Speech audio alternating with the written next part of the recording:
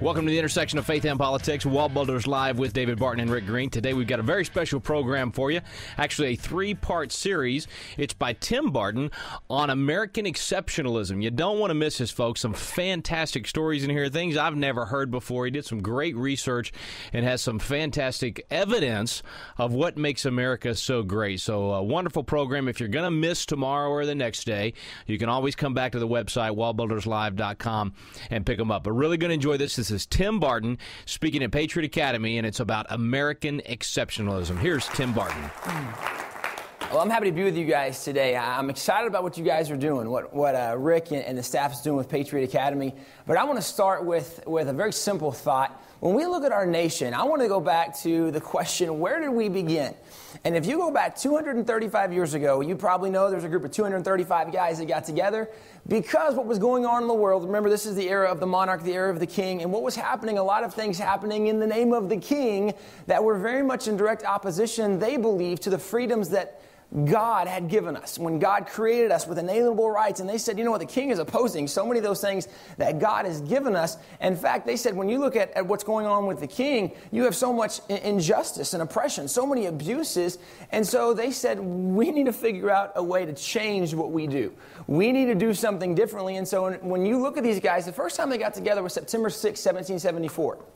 And they got together to figure out what we're going to do, because the way we're doing things just isn't working. What we're having to deal with the king, what we're going through, all the things we're having to endure, this is not the way it's supposed to be. In fact, after that meeting, as they're trying to figure out what they're going to do, the situation with Great Britain, they go from that meeting, and within the year, they begin to have skirmishes with the military from Great Britain. The military is attacking them.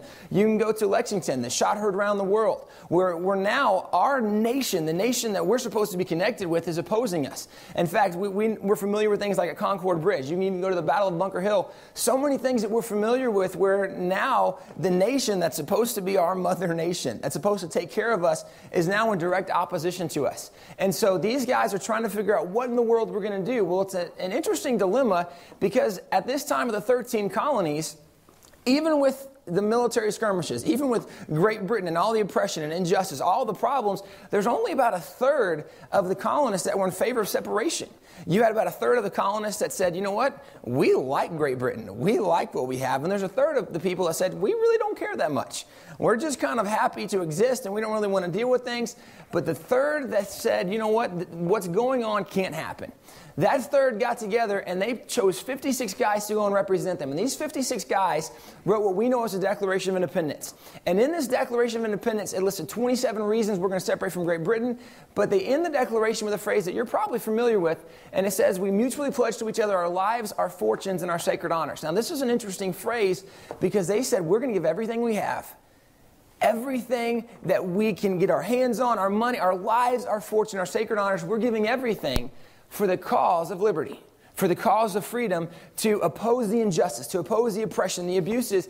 And when you look at these guys, as they pledged to give their lives, fortunes, and sacred honors, that's exactly what they gave. In fact, 7 of those guys died before we ever won American independence. They never lived to see what you and I enjoy today. 5 of these guys were captured as prisoners of war. They were so mistreated as prisoners of war, they never recovered from what happened. 4 of them lost their wives. 4 of them lost their kids. 17 of them lost their estates. You're talking about incredible prices they paid for our freedom. Now, understanding, when people pay an incredible price, there's a reason someone pays an incredible price. You don't pay an incredible price if there's not something of great value you're going after. Well, why in the world would these guys give their lives, their fortunes, their sacred honors? What was it that was so significant, so special and important to them?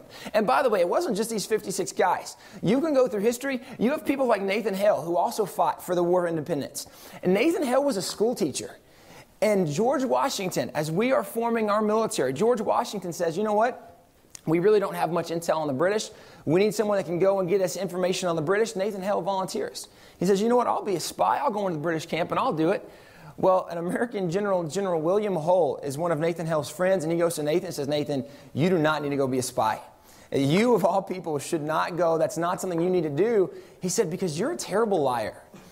And if they catch you, they're going to kill you for sure, because you're not going to be able to lie your way out of this. A spy needs to be able to lie. You're too honest of a person. Don't do it. Nathan Hale says, hang on, I'm fully aware of what I'm getting into, but I want to be useful. So Nathan Hale goes, and he actually is only out a couple weeks before he is captured. And he's captured, and when the British military captured him, they captured him on a night, and they said, we're going to hang you the next morning. The next morning, they take him out to hang him. And as they're getting ready to hang him, the British officer looks at him and says, now, are you happy with the choice you made? Are you happy with what you've done? Look what it cost you. Are you glad you went through what you went through? His response was, you know what? I regret that I have but one life to lose for my country. I'm not sorry I got caught. I'm sorry I can only do this once. I would do this over and over again. Why in the world would he say, I would pay this price of hanging over and over again?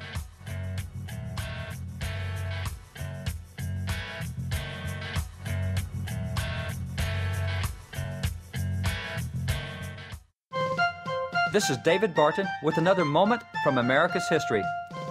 At the time of the American Revolution, numerous other nations also had revolutions, yet 200 years later, America is the only of those nations still under its original form of government. Is this just good luck? Not according to founding father Benjamin Rush. He declared, I do not believe that the Constitution was the offspring of inspiration, but I am as perfectly satisfied that it is as much the work of a divine providence as any of the miracles recorded in the Old and New Testament. George Washington agreed. In fact, he declared, I should be pained to believe that the United States have forgotten that divine interposition which was so often manifested during our Revolution, or that they fail to consider the omnipotence of that God who is alone able to protect them. Our founders acknowledged that our national success had come from God. For more information on God's hand in American history, contact WallBuilders at 1-800-8-REBUILD. Let the torch of freedom burn.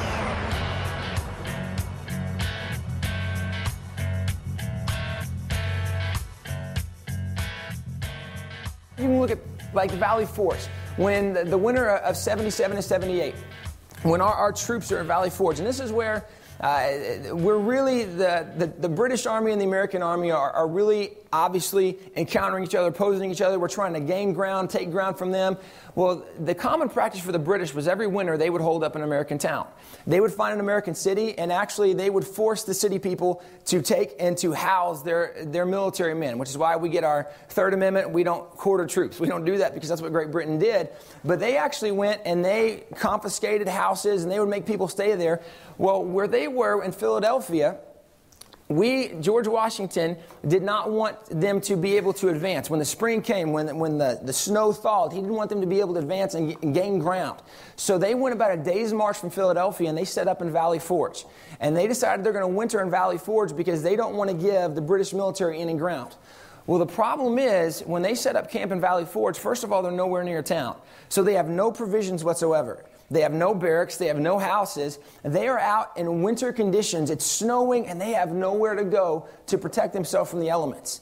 In fact, George Washington talks about, and you can read a lot of these guys' original diaries and writings, and they talk about these severe circumstances, the lack of firewood, the lack of food, the lack of protection and clothing. In fact, one of the things that George Washington did, he wanted to go out with these guys every day to encourage and inspire them, to try to keep morale high. So he would go and walk among them. And as he walked among them, one of the things he said in his diary, he said, no history can furnish an instance of an army suffering such uncommon hardships as ours have done. Meaning what we are going through is so unlike anything any other army has ever had to pay. He says, to see these men without clothes to cover their nakedness, without blankets to lay on. Now, they had only the clothes on their back when they set up camp. So as they are wearing through their clothes, which by the way was very common for them, they'd wear through their clothes, they had nowhere to get new clothes. So they have only the clothes on their back. They have no roof over their head. They don't even really have enough firewood to build big enough fires to keep themselves warm. He says, we're seeing them in these conditions. He says, sometimes without shoes, by which their marches might be traced by the blood from their feet. Now, this is intense. Because when they ran out of shoes, they had nothing left. In fact, they would tie rags around their feet. There's reports of some guys at Valley Forge that they had to obviously take turns being on guard duty. And for some of these guys, they didn't have shoes. So they would take their hat off, and they'd put their hat on the ground, and they would stand on their hat so their bare feet didn't have to be on the snow. But in those conditions, it was so rough on their bodies, even their feet began to bleed, and they had nothing to protect themselves and cover themselves. So when they would go out and do marches, they said the British and Americans alike said you could actually follow them by the blood in the snow, because it was just so intense. So these guys are going through this. He says almost as often without provisions as with, meaning like every other meal, we had breakfast, we didn't have lunch. We had dinner the next day, we didn't have breakfast. We're missing every other meal. These guys are paying this price. He says marching through the frost and snow and at Christmas. Now, mind you, all these military guys have homes. They all have places they could be. At any point, they could say, you know what, I'm not really worried. I think the British are going to stay there all winter. I'm going home. I'll see you in the spring. I'll be back later. At any point, they could have left. In fact, there was accounts of many of them that did leave. But they lost almost 3,000 men that winter. Several men dying a day. Going through these conditions. Not being with their family. He says winter quarters within a day's march of the enemy were so close to the enemy without a house or hut to cover them until they could be built, submitting to it all without a murmur. Now that's really impressive, by the way, that somebody would pay that price and not even complain about it. We complain when we lose our air conditioning. These guys are dying, not a murmur. He goes on and says it's a mark of patience and obedience, which in my opinion can scarcely be paralleled. When you look at the sacrifice of Valley Forge, it's amazing. Why in the world would those guys pay that kind of sacrifice? In fact, I love the idea of Elizabeth Lewis. Elizabeth Lewis, her husband was Francis Lewis. He was a signer of the Declaration. And when the British landed, they came specifically looking for the signers of the Declaration. Because obviously what's going on, you've said you're against us, we're going to come put a stop to who you are. They go to Francis Lewis's house, and his wife Elizabeth Lewis is there. Well, Elizabeth Lewis stands in the doorway, and they say, you know what, get out of your house, we're burning it to the ground. She says, I'm not leaving. They say, you have no choice. We're burning your house. In fact, the servants grab her and begin trying to pull her away. We got to go. We got to leave. She says, I'm not leaving. The officer commands his troops to open fire on the house. In fact, they open fire with a cannon. She's standing in the doorway of her house. They shoot a cannon. The cannon blows the wood out that's between her legs. She says, I'm not leaving. So they send men up. They capture her. They are so frustrated with the fact that she would not leave. They take her and throw her in prison, only they don't really feed her. They give her food and water once a day. So she is incredibly malnourished as she is a prisoner. Well, the colonial people begin to find out what's going on with Elizabeth Lewis. What's happened? She's a prisoner.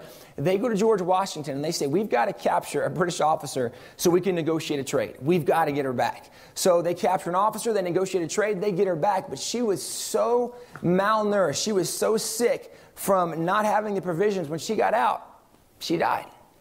She never recovered. Why in the world would somebody stand in the doorway of their house, taking fire, say, I'm not leaving? Why would somebody have the fortitude and the courage? What was it about them that made them not want to leave? Now, today when we look at these guys and we say, okay, why did America separate from Great Britain? You know what's amazing is there's only really one answer we hear. We say, well, if you look at the Boston Tea Party, it's the real reason because there was taxation without representation. There's no way taxation without representation is the reason our men stayed at Valley Forge.